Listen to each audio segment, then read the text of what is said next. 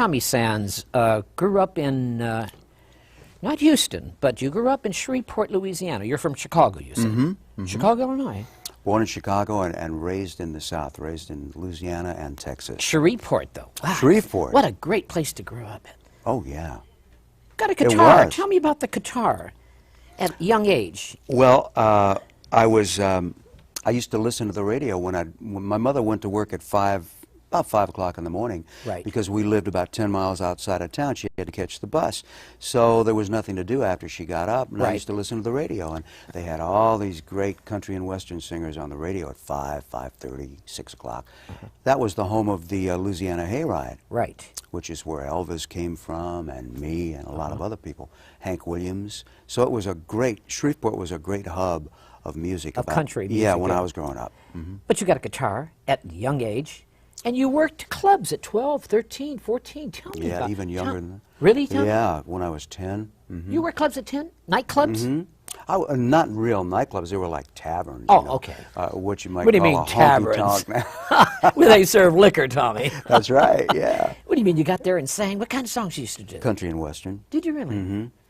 But when you were in Houston, there was this man, Elvis Presley, who discovered Elvis Presley, Tom Parker. Right. Colonel Parker saw this young man by the name of Tommy Sands, was it going by? That's my real name. He saw this young man. He grabbed you, didn't he? So tell me what happened. Well, I was playing rhythm guitar for a guy in his band in Houston, and Colonel Parker came in one night. He was a friend of the band leader. Right. And he called me over after the first set, and I was 12, and he signed me up. He did sign you up right away. Yeah, and then he got me a record contract with RCA, and we did about seven records when I was a kid. The first song that you recorded at RCA was Hush, what was that? Oh, it was, you remember? I wrote it, yeah. It was called Love Pains, and the other side of it was called Surp, Sop, and Blues. That's it, Surp, Sop, and Blues. You write all your songs. Well, I write a lot of them, yeah. Oh, I think the one you were talking about was later, when I was about, I went with Capitol, and my first hit was called Teenage Crush. That's it, Teenage That Crush. was it. Because you started so young. And then the Teenage Crush came in later. At what age? 18, I think, 18 or 19. Tommy Sands, so young. You were working clubs, you mean Parker was shipping you around clubs or just recording or what? Well, I was doing clubs, you know, on my own, and then he found me, and then he would do the bigger things for me, like I'd go out and open shows for Hank Williams and Eddie Arnold, things like that. But then when I'd go home, I'd continue to work these little taverns or honky tonks or whatever you call them, and he would do the big shows for me. So you were the opening act for all these great stars like Eddie Arnold. That's right. Elvis Presley, too. Elvis Presley, too. Tell me about Elvis Presley and Eddie Arnold. I mean, these are two great names, though, Tom. Oh, you were just a kid. Yeah. As an opening act. Why did he do that, I wonder? What did you see him doing that as a 12-year-old? Because you must have been really great at 12, but why did he put you on an opening act with these two people? He was trying to build your career? Yeah, somehow? he was trying to build me up because he thought that when I got to be 18 or 19, 20, that he would, you know, he'd have a chance with me. And so he wanted to start building me, and he did a really, well, he's a genius, I think, at show business. He's still alive, you know. Yes. And what makes him such a genius, Tommy? You've got me, but he is. But he saw you, and he has a great eye. He has a great eye. He found Elvis Presley. Before that, he found Eddie Arnold. Before that, he found the guy in the 20s. His first big act was in the 1920s. It was a guy named Gene Austin, My Blue Heaven. That record sold 87 million records for RCA in the 20s. Really? And that was Colonel Parker again. Nobody knew that. I didn't know that. Great eye. Great eye. Elvis Presley, working with Elvis Presley. Tell me. Greatest, oh, the most charismatic, the most magical individual I've ever seen, both off-screen, off-stage, and on-stage, on-screen. He's the kind of person that could not walk into a room and not stop whatever was happening in that room. Every person, whether it was a man or a woman, would turn and look at him. Right. He was that magical, you know. There was something about him, and you can't really define it with any kind of vocabulary. We don't have the words that accurately tell you what that is. It's magic. Tommy Sands, at 12 years old, working with Elvis Presley, or 13, looking at him. Did you watch his performance? Watching all the performances? I used to imitate him. Did you really? Yeah, and he used to love to see me do that.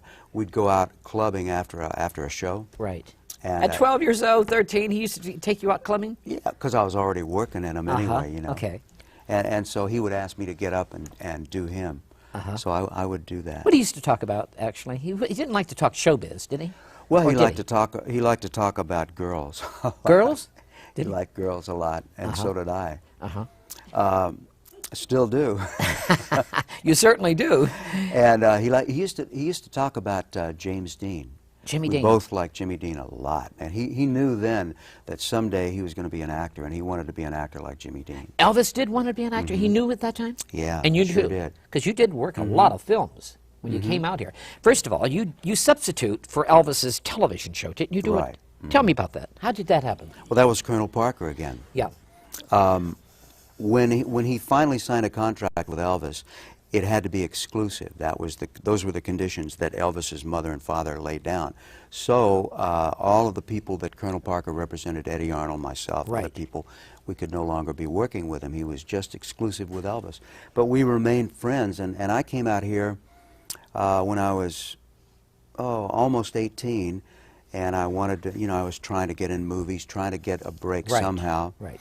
And nothing was happening. One night I got a call from Colonel Parker, and he gave me a ticket and sent me back to New York to audition for this show, which was kind of the story of Elvis Presley's life. The Singing Idol. And he got it for me. They auditioned a lot of people, hundreds of people, and they couldn't find anybody. And they went back to him, and he said, "I got the guy for you." And so they took his word. And that Tommy Sands' career just really carried on from there, didn't it? Yeah, that was the show that I sang Teenage Crush in. And that sold how many? Within a week, I understand. Within 1 week, it had sold 1 million records. Really? Yeah, it was. Hey, that time, that's a lot. Yeah, that is a lot. It's different now. You know, What now, makes it so different now, Tony? Well, there are a lot more kids. Number one, there are a lot more people, and the kids now have an awful lot of money to spend, and they like to spend it on records and movies and clothes. Right. And so, you know, the big stars in records are selling not just millions, but multi-millions of records.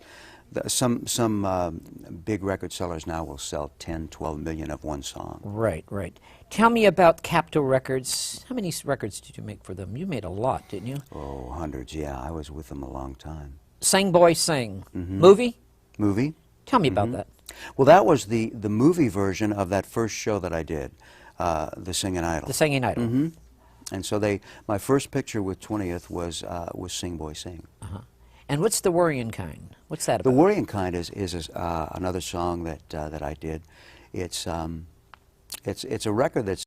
I like that. I remember that. Yeah. Well, thank you, because it didn't sell well. I know. But it's out of all the songs I've ever done, I think it's the one that is remembered around the world. Yes. When I go to Europe, when I go to Asia. I remember it in Germany when I was there. They used Is to that play right? it. Yes, I do. I remember it. And Blue Ribbon Baby too. Blue Ribbon Baby, yeah. Yeah. My guitar player wrote both those songs. And he was quite a guy. The song you did is really great as I'll Be Seeing You. I love that song. Is that one of your favorite? What's your favorite song? Of mine? Of yours, of your songs.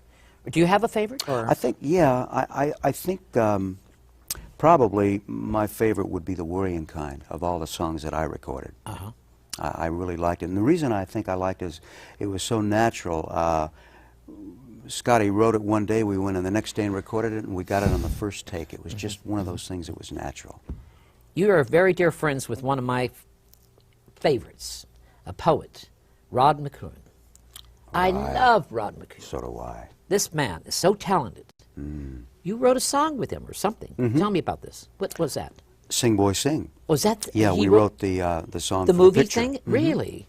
Yeah. How did you meet Rod McCoon? How did you Well, get when together? I first got out here, I was going. The first girl that I went with was a little singer here named Molly B. And Rod McCoon. Molly B. Molly B. Yeah. And Molly B. introduced me to Rod. She was a good friend of his. Right. And he was under contract at the time to Universal. Right. And he was writing some wonderful songs at the time. He was writing some kind of folk songs. Right. That was before he really became a poet. And we got very friendly, and one day he stopped by my house, and I was writing a song, Sing Boy Sing. I had no idea that it was going to wind up being accepted for the film, but I was just starting on it, and he said, let me help you, and he gave me the third or fourth line, and so we did it together. The next day I took it into the producer of the movie at 20th, and he said, let's change the title of the movie, and so they changed it from The Singin' Idol to Sing Boy Sing. You did a thing, first of all, I want to ask you about your mother and father. Your father divorced your mother when you were very young. Right. Your mother worked for very little money. That's when you decided to go out and help her, and played in clubs. Right. And you made something like $5, $6, $10 a night in the little clubs. Yeah, I used to make $5 Tell me a about night. those. Must have been wonderful moments as a young boy, like a newsboy on a corner helping his mother, because you were the father. You were no, Tommy. Really, I'm looking at you. No, I'm just thinking that is so simpatico. It's kids today don't do that. Well, it's a different world today, you know. I mean, we didn't know that we were poor. So many people say this, but it's true. You lived fairly well, even though my mom made $33 a week. She was a sales girl in a department store, and we needed some extra money, and I loved to sing, so that's how that started. And when I could make $5 here and there, it helped, and I loved doing it. But we were really poor, although, as I say, we didn't understand that. Right. And we lived very well. I remember my mother always had a nice apartment for us, and we had plenty to eat, and I had, you know, enough clothes to wear on my back. And eventually, as I started working more, we got our own car. We had the insurance for the car, so we didn't feel like we were deprived. But So, Tommy Sands, looking back at your whole life, you would say you had a good time? oh yeah. Would you? I'm going to say one thing. You got married to a wonderful lady, Sinatra, the Clam. I mean, the Sinatra's Clam. How did Tommy Sands get into that? How did you meet Nancy Sinatra? Well, she came, I was working here at the Coconut Grove. Right.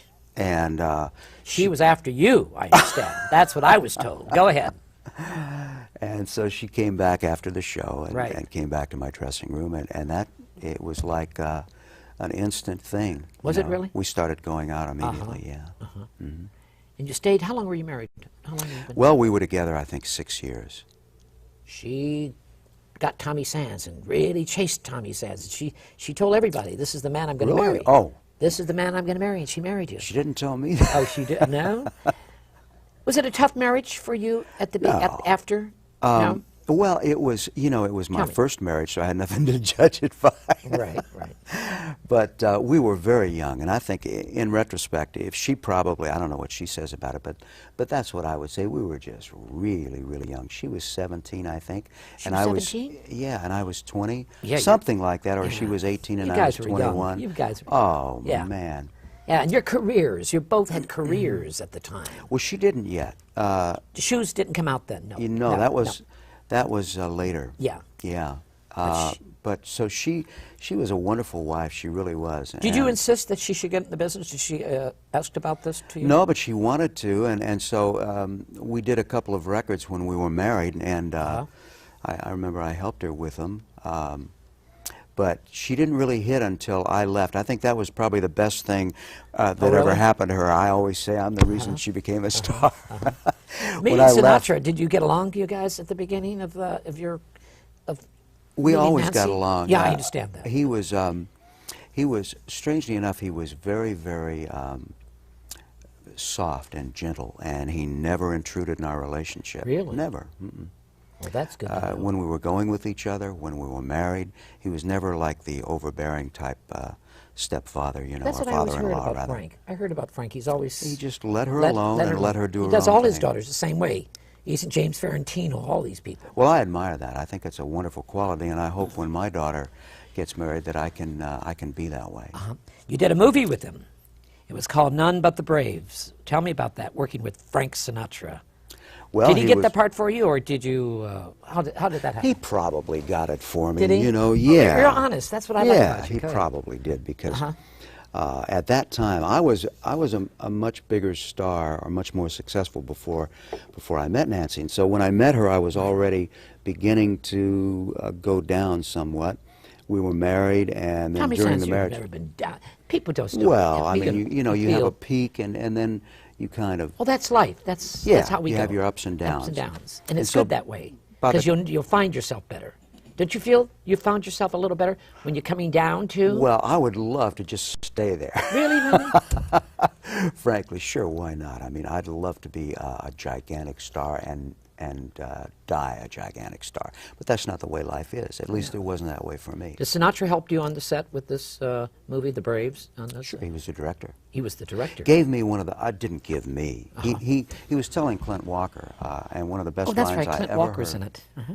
He was directing Clint in a scene, and he said, I think the brightest thing I've ever heard about life in general, not just acting. Right. But Clint's a big man, and so when he would move in a gigantic step. And right. Sinatra said, just a second, he said, remember this. He said, just move very, very slowly and take little steps. He said, remember, life is just a matter of inches. And I never forgot that line. I think he said, I always say life, but he said acting is just a matter of inches. And that was the kind of subtle actor that he was, you know. What has been the hardest for Tommy Sands? Making money. Making money. Is it that important for you to everybody seems that worried about money and success. Are you spiritual at all? Oh, yeah. Yeah? Mm-hmm. Yeah. Is it that important for Tommy Sands to be up there and making money? It is. It is to me. Mm-hmm. I mean, there's a spiritual side of me. There's a pragmatic side to me. Right. And there's an egoistic side to me. And the ego in me, which is probably just as strong, or maybe, unfortunately, a little stronger than the other areas, right. says, I'd love to make more money. I'd love to be able to do more good things. I think that's human nature. I think it's normal. What's the biggest lesson that you have learned? I don't know if I've learned very well. I'm still looking to learn, you know. That's good. I keep making the same mistakes Same 2 and mistakes? 3 and 4 like what? times. Like what? Well, give an example. I'll be too trusting, and that's one of the things that I'll learn a lesson about something, and it'll have to do, this is just the first thing that came to mind, Right. has to do with being very kind of naive, you know, and that goes with maybe coming from the South. And I'll just, I'll remind myself of the kid on the cover of Mad Magazine, you know, with his mouth open going, and I'll go, really? And I get sucked in again and again and again. And I think I've learned the lesson, but I really haven't. Managements. That's one lesson. Do you think you let them handle your career, or do you handle your career? Well, would you say? Now I handle my career. Now. Mm-hmm. But when I was young, managers handled my career, but I was lucky there, you know. That was one of the areas I was really lucky. The guys that handled me were the best. They were honest, and they really had connections, and they helped to put me where I got to at such a young age. Right. And I was lucky because I know so many horror stories. Tommy Sands, you just said the word. I like that when a star like yourself say, I'm lucky. You are lucky. Well, yeah. You know, people out there should say, I am lucky, and they're not, and they're bitter about it. You're not bitter, are you? I'm not at all. That's good. What's to be bitter about? Good. That's what's about. Hollywood's full of bitterness about, and there should be lucky. Hey, they are lucky, man. You know, that's what I love about you just now, what you're saying. Pat Boone, you worked in a movie, and I'm going to say, he's still there, works on top. Well, he's wonderful. He's a bright, intelligent, my God, when he was 20 years old, he was magna cum laude at Columbia University. He was also a movie star at the same time. He was also a gigantic record star. The guy he's really, he's just capable of doing 20 different things, all of them well at the same time. He's a wonderful man. He is probably one of the 5 men that I admire most in the whole world. He's raised his children the right way. He's given them a good set of realistic values and morals. I admire Pat Boone a lot. Now, a lot of people put him down for various reasons. Religious faiths and stuff like that. Whatever. Yeah, they have their clean cut. Yeah, the vice president's thing. Yeah, I understand. But he's such a wonderful man, and he's been such a great father, a wonderful husband. I'm not saying that anyone is perfect. He wrote the book, of course, and told all, and he told about the problems that they've had, but he's a human being, and we all have problems, but he's a wonderful man. Writing a book? No. Tommy, come on. Everyone's writing a book here. No. Aren't you going to write a book? I want to wait until... You had a great life, I got to have the ending first, you know? Oh, okay, okay. So maybe on my deathbed I'll say, please, copy this down. Are you still friends with Nancy? You still call her up and all that? Or No, speak? No? no. You haven't speak? No? Don't say anything? Don't say. No. Because you moved to Hawaii. Tell me about your life in Hawaii. How was it? Oh, you packed your bags and left. Yeah. Tell me, why Hawaii? I hate the sun. I'm probably the world's only Jewish beach boy, you know. No, they're all there in Miami Beach, Johnny. But not in Hawaii. They're there. I always loved the tropics. I don't know, I had a fascination with it. And right after the divorce, I wanted to move. I wanted to continue singing, and I did. But I wanted to move to Hawaii. I'd always toyed with that idea. There was nothing holding me here, and I moved. In '67, I moved over there and didn't come back here, really, although I always worked, and I kept going back and forth. But I lived there for 20 years and didn't get back here until '88. Oh, God, 20 years. I love Hawaii. You sound like Bobby Breen. He lives in Miami Beach. Yeah, I work for him. Bobby, his wife. yeah, he's an agent, isn't he? Yeah. Bobby and Breen. I work for them every once in a while. Yeah, you work Miami Beach, huh? That's right. It's great. It's great there. What's your happiest memories about Hollywood? Do you have any? Well, my happiest memories are just...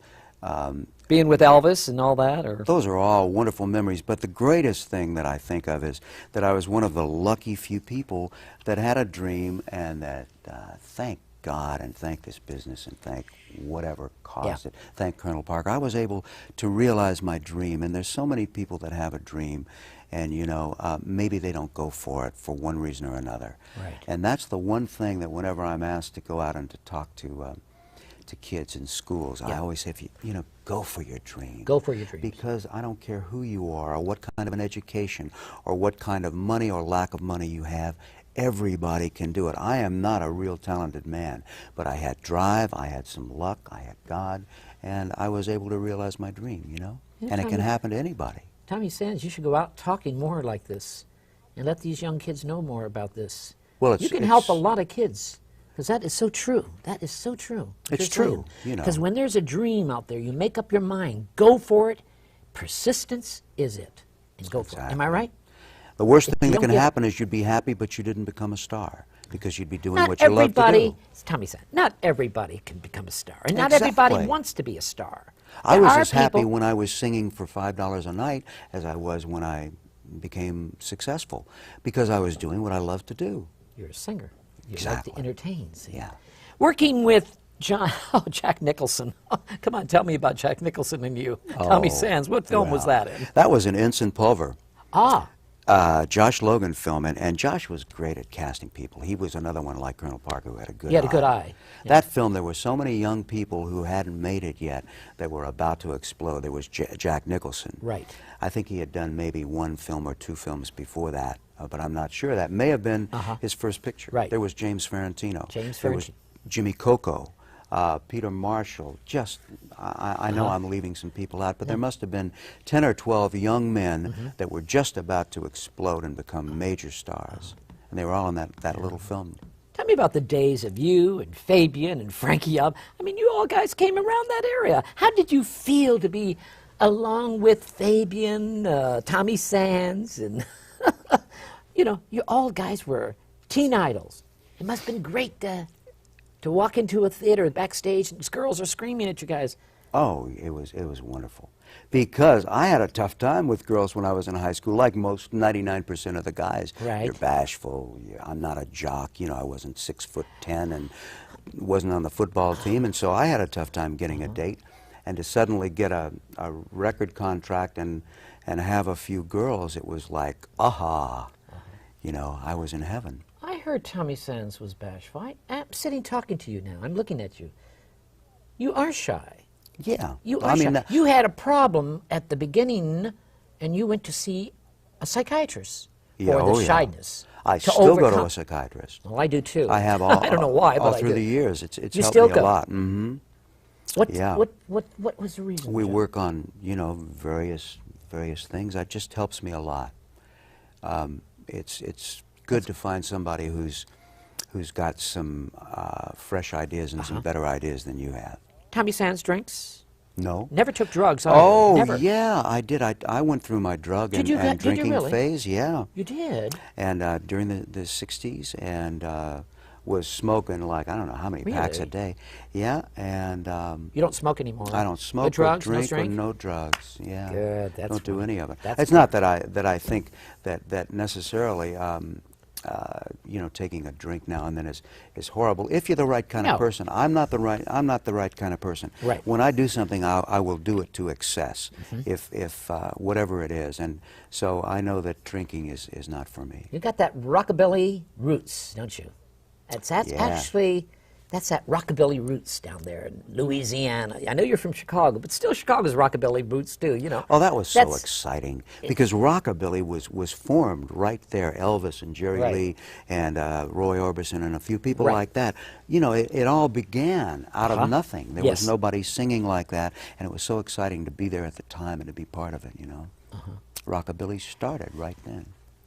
You've got so many awards. You've done so many television shows. You've worked in Europe, all over Australia. You're a big hit in Australia. Matter of fact, you just got back. And now you're on your way up in Northwest. I have to play Australia and countries out of the United States. All my bill collectors keep chasing me, you know, and I go here and I go there. But you work here. You work in America a lot. Oh, yeah. You have a new record out right now? Well, we're getting ready to go down to Nashville and do an album. We've been working on that for a long time, and I haven't done a new record in many years, and this will be our first. Tommy Sands, where would you like to see yourself 5 years from now? I'd like to be singing, and I'd like to be making records on a regular basis, because to me the most fun of being a singer is in the studio, and it's working on a new creation, working on a song, then hearing it put down and putting the arrangement to it. That's where it's at. That's You're married now? Been married how long? No. You're not, you're not married now? No, I was married again. I have a 17-year-old daughter. Teenage daughter? Yeah. Singer, actress? Well, she loves to sing, but she's going to college next year. She's in her last year in high school. And she wants to be an anchor woman. Good. So she's going to major in journalism. Great. And I'm very proud of her. Tommy Sands, the book has got to come out, Tommy. It's just... There's no end. Talking to you today, it's very refreshing. Makes me feel very warm to know that someone is very honest with himself and knows where he is. You know who you are now, don't you? Well, I'm finding out. You know, I'm getting a better look, I guess, day by day.